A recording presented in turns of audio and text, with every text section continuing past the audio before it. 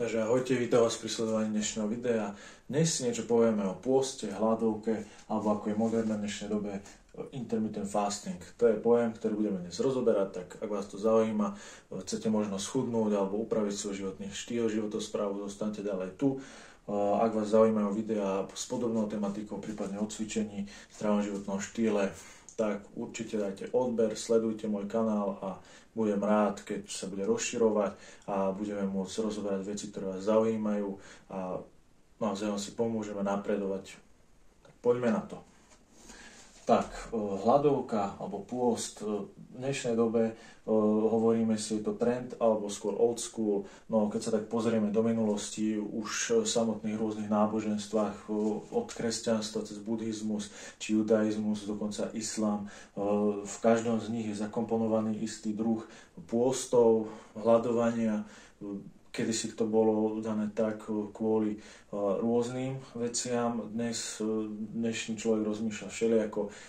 Pozrite sa, ja to robím aj kvôli duchovným veciam, duchovnému zmyslu a vy to môžete robiť aj preto. A možno aj pre tie benefity, ktoré sú pre zdravie, lebo sú fakt značné. Takže intermittent fasting je vlastne niečo také, že v minulosti, ako si ľudia zháňali potravu, zháňali si ju tak, že niečo ulovili, mali, odložili si a potom proste nejedli. Keď nemali čo, tak nejedli nič. Čiže kto nemá čo jesť, tak nič nie je. Keď sa uloví, vtedy je čas hodovania, vtedy sa je. Čiže rozumiete teda to správne, že ide o rôzne intervaly, kedy vlastne je dovolené jesť a kedy sa proste jednoducho neje. Možno vás zarazí to, že keď sa bavíme o konkrétnych intervaloch, nie je tak dôležité, čo jete vlastne v tom intervale, kedy sa je. Čiže kto chce, môže samozrejme jesť sladkosti, môže jesť fast foody, môže jesť na čo má chuť a potom cez ten interval, kedy sa neje, vtedy skrátka sa nie je nič. Okrem dodržiavania samozrejme pitného režimu a prípadne sú dovolené určité typy nápojov, o ktorých si môžeme povedať zase neskôr. Takže skôr by som povedal, že to je taký old school a prerastlo to teraz v trend, lebo dnešný človek, čo nechce vlastne vynakladať nejaké veľké úsilia, hej, diety typu ráno si dáme jeden platok šunky, dve kolieska kukuričného chleba a o 10:00 si dám jedno vajíčko na tvrdo a potom príde obed, najradšej by som už zjedol aj kolegu v práci a tak ďalej a večera to ani nehovorím a o 10:00 hotovo, už som premožený a už som pri chladničke. Čiže toto je vlastne typ diety a stravovania, kedy vlastne máte benefity za to, že nejete len nejaký čas a potom už si každý môže dopriať, čo chce, čo uzná závodné. A ak chcete samozrejme znásobiť efekt tohto hladovania, tak určite budeme jesť ďalej zdravo aj v tom intervale, kedy sa má jesť. Ako teda na to? Čoho sa pridržiavať? Určite netreba do toho vhupnúť, by som povedal hneď.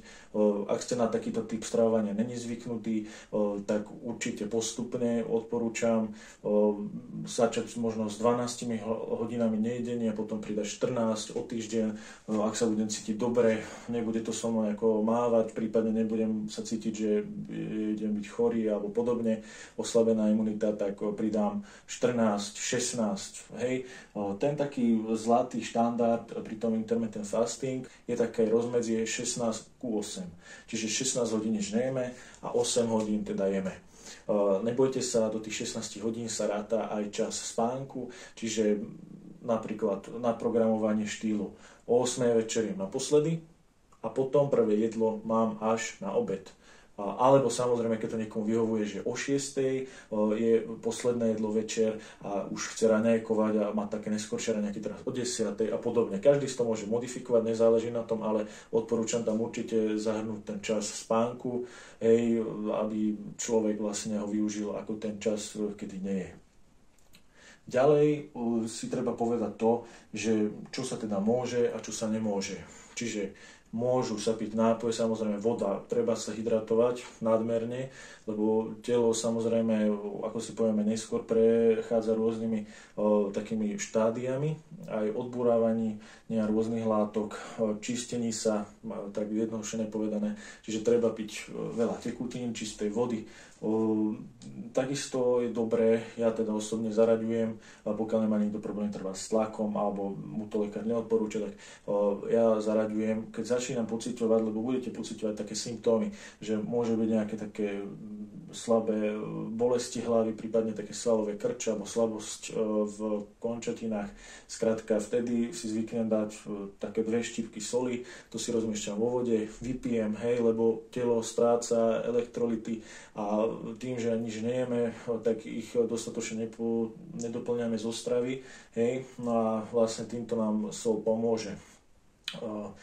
Čo ďalej? Áno, tam patrí určite dobrý kvalitný čaj, nesladený, samozrejme treba si pozerať balíčky, nie že tam sú ovocné všelijaké dochucovadlá s cukrom, medom a tak ďalej, nie. Čistý bylinný čaj odporúčam, prípadne čierny, zelený čaj, to už zistíte, čo vám sedí, niekomu môže dvíhať žalúdok, zelený čaj, čierny, nalačno, hej.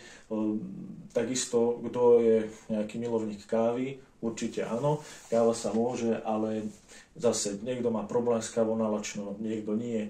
Káva, pozor, tá nemusí byť kombinovaná s mliekom, samozrejme, lebo musíme sa držať do takého limitu 50 kalórií, hej, za deň maximálne, ale čo sa týka tých 16 hodín nejedenia, ale ja odporúčam 0 kalórií, respektíve tá káva to má zanedbateľné kalórie, čiže čistá čierna káva, či už túrek, preslok doma akurát, ale samozrejme zase bez ochucovadiel, ani umelé sladidla by som tam nezahrnal, síce niektoré štúdie ako podporujú, že OK, môžete piť aj sladené nápoje, cola zero a tak ďalej, hej, a prípadne sladidla umelé, ale nemá to ten istý efekt podľa mňa, lebo hlava cíti, keď príjme aj to sladidlo, ako sa v rôznych tiež článkoch píše, že samozrejme už sa začnú vyplávať niektoré hormóny alebo určité látky, ktoré proste môžu narušiť to, čo chceme dosiahnuť tým hľadovaním.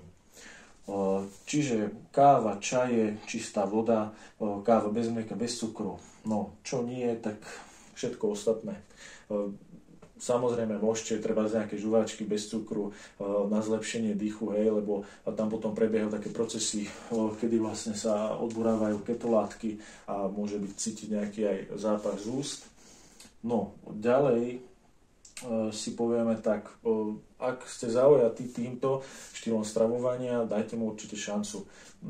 Niekto, kto má problém s regulárnymi dietami, táto dieta môže byť práve pre vás, dokážete sa nám posunúť, kto to robí striktne, nie je potom hlúposti, hej, cez to okno, kedy sa môže ísť ako všetko, tak dla štúdií, aj teda, čo ja mám nejaké skúsenosti s ľuďmi, ktorým som to odporúčil, je možné, že súdnete 3-4 kg a nemalo by na tom trpeť žiadna svalová hmota, čiže tu chudnete hlavne z tuku, hej.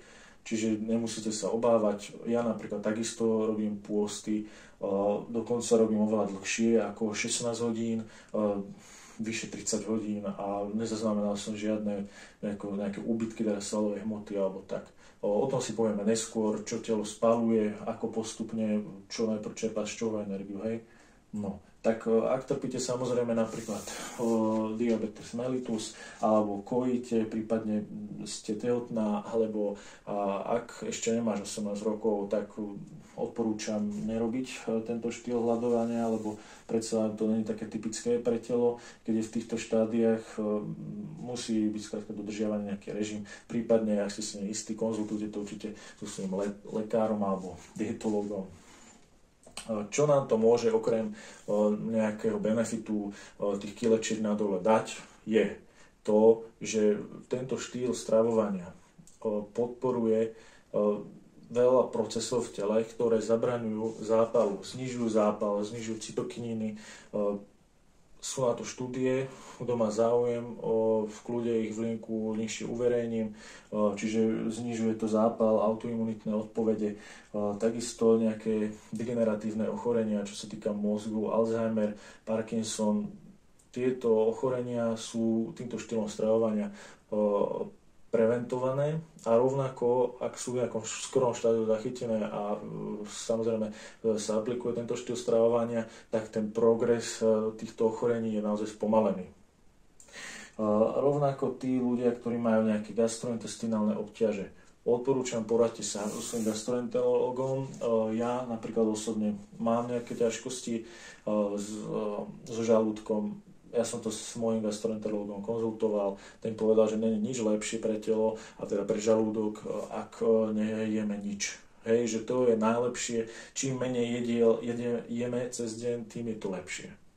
A takisto, viete, možno si poviete, OK, naozaj môžeme všetko, proste padne napríklad 12. hodina na obed, všetko môže do seba tlačiť. Jasne, môžete, ale skúste to robiť týždeň, 2 a naozaj uvidíte, že za tých 16 hodín sa vám začne svrkavať žalúdok a už to nebude to, hej, že možno prvé dni budete cítiť nejaké hlady, hej, že daj sa všetko, čo máme, poď rýchle a tlačíme do seba, ale uvidíte, naozaj možno to bude jediné jedlo v tom vašom dni, už z prvú, možno už len večer si dáte niečo ľahké, lebo to telo už zase bude uspôsobené na niečo iné, takže naozaj vyskúšajte to. Ďalej, samozrejme, je dokázané, že tento štýl stravovania zvyšuje produkciu rastového hormónu. Hej, rastový hormón nie je dôležitý len v detstve alebo v puberte, keď sa vyvíjame. Rastový hormón je dôležitý aj počas celého života, má veľmi dôležité funkcie, o ktorých si možno povieme v ďalšom videu, ak vás to zaujíma. Určite podporuje aj odborávanie tuku, nárast svalovej hmoty a chráni aj rôzne systémy v tele. Rovnako tento trend, tento štýl je pozorovaný a skúmaný v otázkach rakoviny, je prevencie a niektoré také možno modifikácie iné, ako tento 16:8, dokonca aj nejakej liečbe sú experimentálne skúšané v rôznych štádiách, ale samozrejme isto sa stretnete aj s ľuďmi, ktorí majú vlastnú skúsenosť ešte predtým, než sú výsledky nejakých štúdií, ktorí zápasia s nejakými ochoreniami. Ja osobne som mal skúsenosť tiež s tým, že som mal tie zažívacie ťažkosti, mal som nejaký typ ekzému, vďaka tomuto sa to upravilo, teda prikladám tomu ako váhu a takisto sa cítim oveľa viac fit.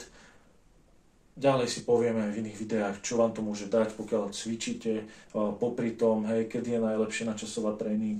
Tak ak vás to zaujalo, určite tomu dajte šancu. Ak sa vám zdá, že není to úplne pre vás každý deň takto fungovať, možno skúste iný štýl, je to už taký viac pokročilý štýl, ale napríklad aj radikálnejší.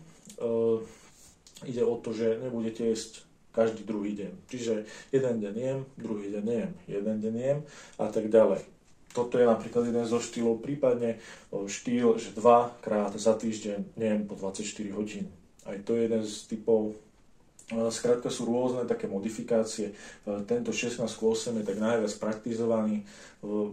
Je aj najjednoduchší, by som povedal, aj keď som to skúšal, tak uvidíte sami.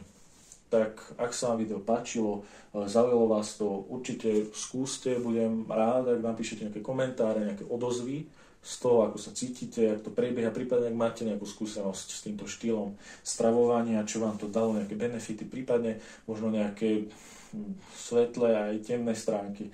Jasné, všetko má niečo, ale naozaj podporuje to proces autofágie, kedy telo vlastne požiera vlastné poškodené bunky, obnovuje sa. Napríklad niektorí vedci, a konkrétne mám na mysli aj jedného, ktorého som čítal knihu, ten to veľmi striktne podporuje, lebo takto sa zabraňuje napríklad aj starnutiu organizmu. Takže je toho naozaj veľa. Budem rád, keď sa o to podelíme, potom a porozprávame v ďalších videách, prípadne v komentároch, tak určite ma sledujte, prípadne dajte like, ak sa vám video páčilo a budem rád, keď sa uvidíme na budúce. Tak, majte sa, všetko dobré a stay strong.